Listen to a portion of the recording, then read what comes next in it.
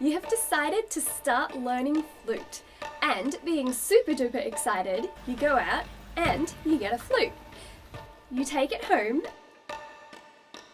and carefully pull it out of the box.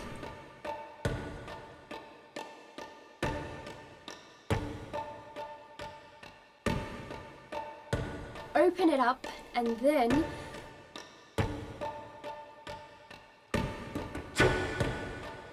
total disaster, complete devastation and horror as you realize that your instrument comes in multiple pieces.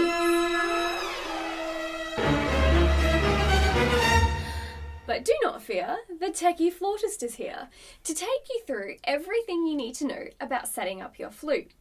And you should find comfort in the knowledge that your flute is actually a lot easier to set up than the clarinet or oboe.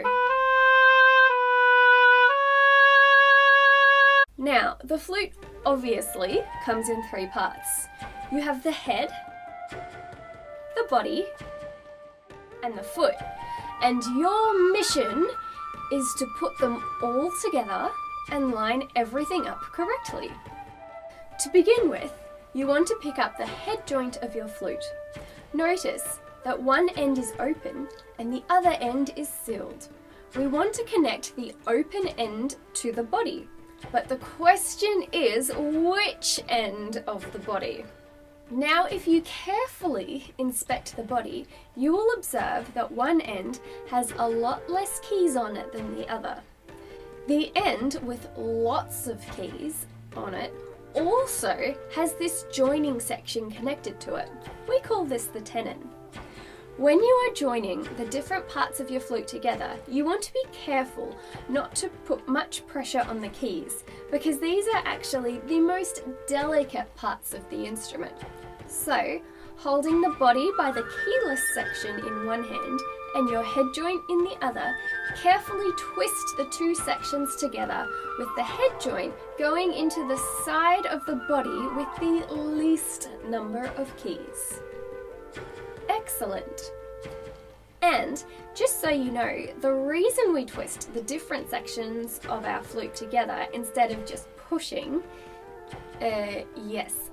don't do that, is because if you push them together, you put too much pressure on the joints of your instrument, and over time this can damage and weaken your flute, which really isn't something we want to happen. Next, I want you to continue holding the flute by the body where there are no keys and carefully pick up your foot joint. This is probably one of the more complex things you will need to do.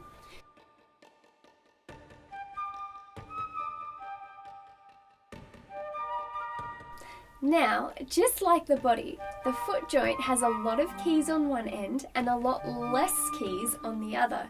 You want the end with lots of keys on it to be as close as possible to the body, because all these keys are controlled by your little finger, which really can only stretch so far. So, holding the foot joint by the end with no keys and the body of your flute where there is no keys, carefully twist the two ends together and ta-da! Your flute is now assembled. But wait! That was only step 1. In step 2, we need to line all the parts up, otherwise you will find it literally impossible to play. Now, the brand of flute you have will affect how you approach this.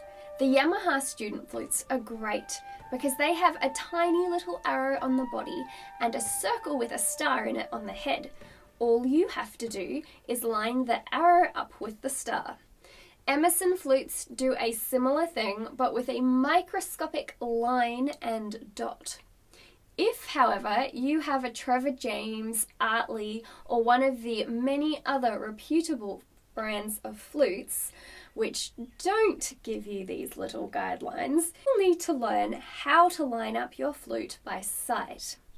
What you are going to do is imagine a straight line running all the way down your instrument.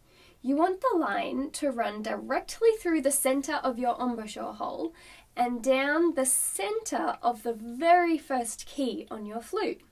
Now, this method is actually kind of hard because, let's be real, who can imagine a perfectly straight line?